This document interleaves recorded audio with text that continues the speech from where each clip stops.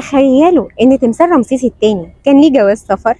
وهل يعقل تمثال الملك رمسيس الثاني كان ليه جواز سفر؟ طب ازاي؟ هو كان على ايامهم كان في جواز سفر او بطاقة هوية حتى؟ طب بص يا سيدي، سنة 1976 الحكومة المصرية أخذت قرار إنها هترمم تمثال رمسيس الثاني، وعلشان يتم الترميم على أكمل وجه فكان لازم التمثال يسافر فرنسا. ووقتها بقى الرئيس محمد أنور السادات كان مزمزق من القرار ده حبتين، بس الشهادة لله الرئيس الفرنسي ديستيا أقنع الرئيس محمد أنور السادات إن لازم يتم ترميم تمثال رمسيس الثاني في باريس.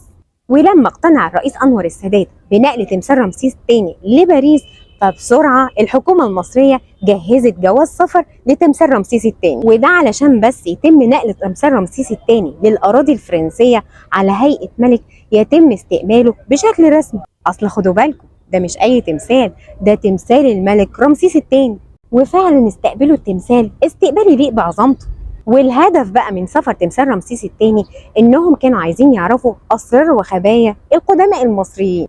ده غير بقى شوية أبحاث اتعملت على التمثال علشان يعرفوا سبب وفاته.